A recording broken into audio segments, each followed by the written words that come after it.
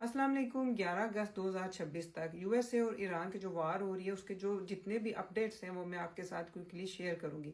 तो wall street journal ने जो है वो ये दावा किया है कि ट्रंप पूरी कोशिश कर रहा है कि वो जितना जल्दी हो सके इस जंग से निकले।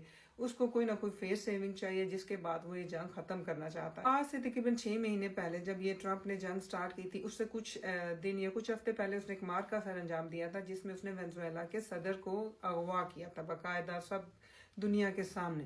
उसने उसका साथ दिया था। वेनेजुएला के जो करप्ट जर्नल्स थे या जो भी उस टाइम के गद्दार थे उन्होंने इसका साथ दिया था। तो ये करने के बाद ट्रंप की हिम्मत जो है ना वो बहुत ज्यादा, जो उसका कॉन्फिडेंट था वो आसमान को छू रहा था। तो फिर उसने ये बयान दिया था कि ईरान जो है वो उसका एक वीकेंड का ट्रिप है, तो वो जितना जल्दी अब ईरान को जो है वो जल्दी से लपेट के जो है ना फिर वो नेक्स्ट मिशन करेगा।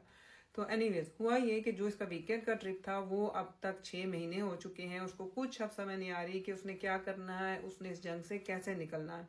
उसने इस सारे अरसे के दौरान अमेरिका की ऐसी दुर्गत बना दी है खुद अपने हाथों कि अमेरिका को अब कोई भी सुपर पावर नहीं मानता। और जो अमेरिका की माशी हालत है, जो उनकी फाइनेंशियल क्राइसिस है वो बढ़ता जा रहा है और इसको कुछ समझ नहीं आ रहा उसने क्या करना है। तो जब ये जंग इसने शुरू की थी तो इसका एक अटल फैसला था कि ये जो न्यूक्लियर एसेट्स हैं ईरान के या जो भी वो न्यूक्लियर प्रोग्राम पे काम कर रहे हैं उसने रोकना है और जितना भी उसने यूरेनियम इनरिच्ड किया हुआ है वो उसने यूएसए को वापस करना। ये इसका एक दो टोक मौकफ था।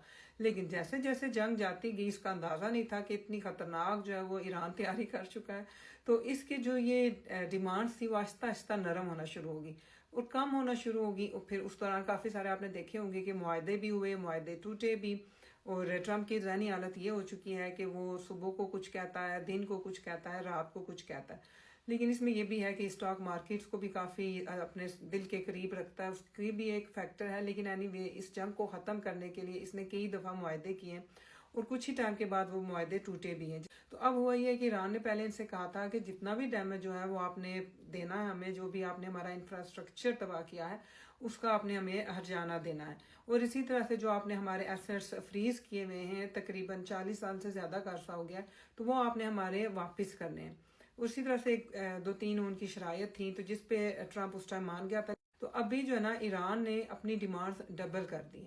पहले उसने थोड़ा खर्चा मांगा था कंपनसेशन का, अब वो कह रहा है कि $300 बिलियन आपने हमें देना है, कंपनसेट करना है इस जंग में हमारा जो भी खर्चा। तो अब इस संडे को ये रिपोर्ट किया जा रहा है कि ट्रंप ये चाह रहा है कि अगर ईरान न्यूक्लियर डील पे बात नहीं करना चाहता ना करे, इट्स ओके विद यूएसए। लेकिन ईरान ने ये कहा है कि वो जो है 2029 तक स्ट्रेट ऑफ हॉर्मुज को नहीं खोलेंगे।